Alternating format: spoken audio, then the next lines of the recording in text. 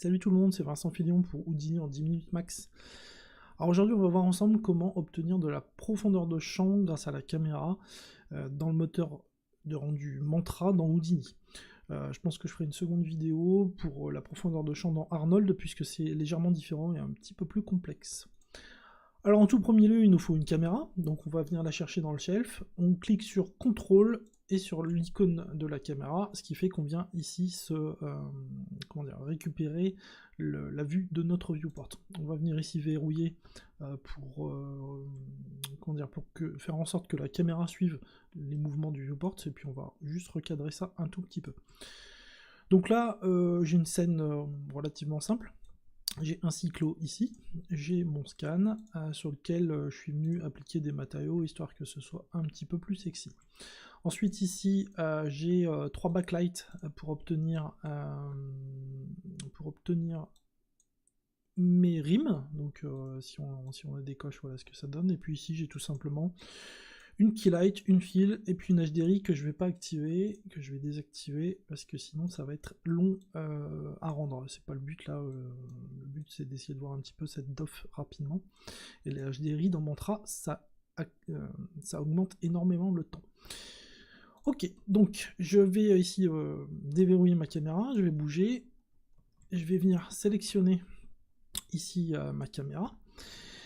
Et puis surtout ce qu'il me faut c'est son handle. Donc le handle c'est les manipulateurs de tout objet. Si on l'a pas, ce qui peut être le cas selon comment on sélectionne, comme là par exemple, on vient soit appuyer sur entrée, soit venir le chercher ici directement dans la barre d'outils.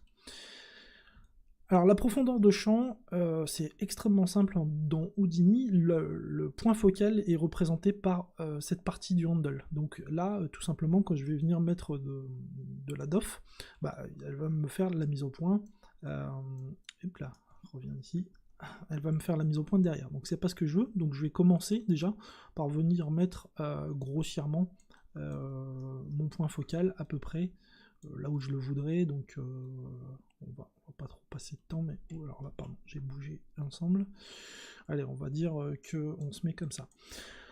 On peut voir ici la distance focale, donc ça va se passer dans sampling. Alors sampling n'est pas forcément spécialement bien nommé dans les propriétés de la caméra, en fait c'est tout simplement l'onglet qui correspond à la profondeur de champ. Donc voilà, là on a pré-réglé notre DOF. On va lancer. Alors je vais arrêter celui-là. Je vais relancer un rendu. Je vais baisser un petit peu tout de suite les paramètres de Mantra pour aller plus vite. Donc je vais mettre un sampling en 2x2. Je vais pousser le bruit assez violemment, on va dire 0,7 par exemple. Et puis je vais un tout petit peu baisser le nombre de rayons. Je vais le mettre à 5, on va voir ce que ça donne. Là c'est juste pour qu'on ait une preview un petit peu plus rapide.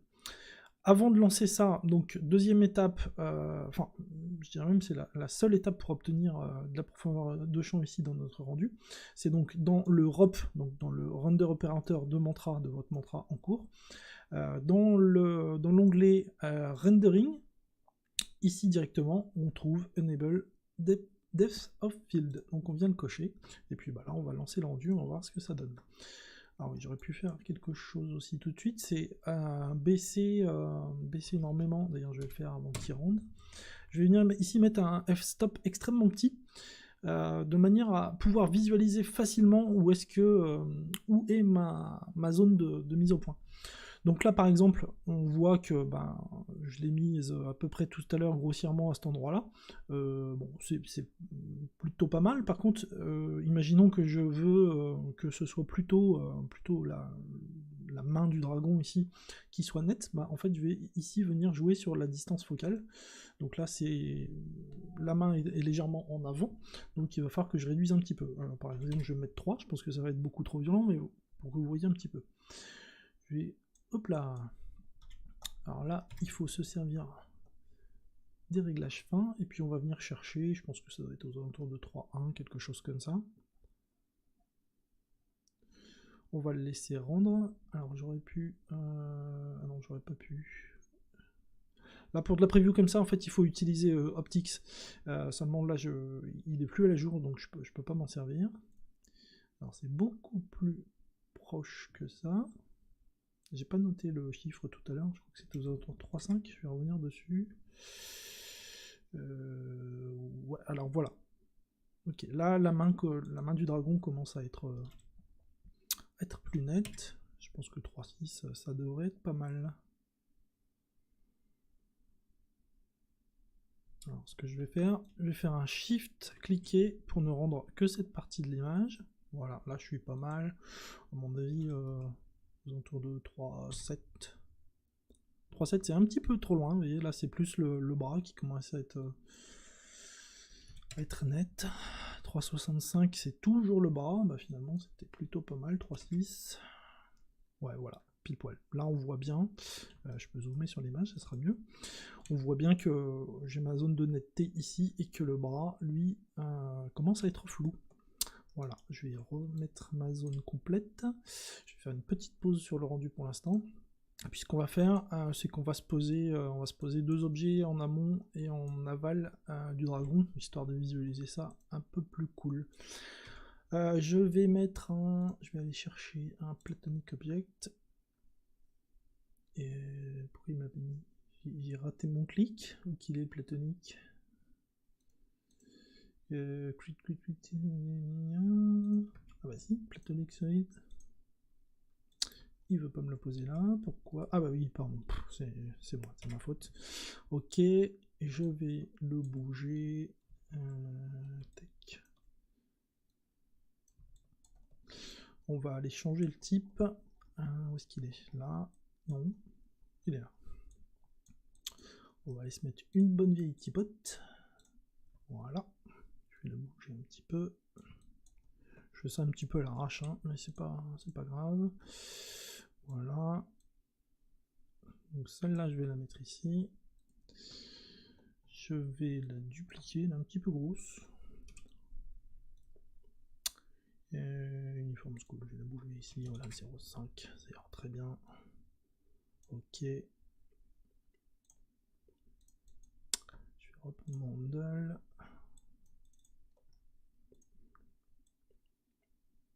Voilà, et puis je vais la dupliquer au niveau géométrie, tac. Et celle-là, je vais aller la mettre, voilà, là-bas. Ok. Je reviens, je vais sélectionner mon scan, je reviens dans le render view. On va se mettre, pardon, c'est là, on va se mettre comme ça, on va relancer. Je vais plutôt me mettre comme ça. Alors, le temps qui génère la géométrie, voilà. Ok, donc là on a une DOF, comme je vous disais, qui est vraiment très forte. Donc là maintenant il suffit de trouver une valeur, excusez-moi, une valeur correcte. On va passer à 1.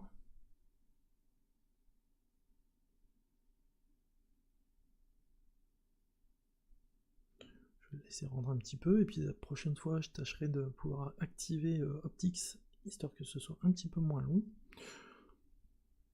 Voilà, bon. On voit bien ici que l'avant-plan est flou. L'arrière-plan, là, il n'y a pas de souci, il est vraiment flou. Et puis, bah, ici, on a cette zone de netteté qu'on a choisie. Donc, bah, c'est exactement ce qu'on souhaitait. Voilà, je pense que c'est à peu près tout. C'est l'essentiel. Je pense que vous avez compris. Je vous dis à ciao, salut.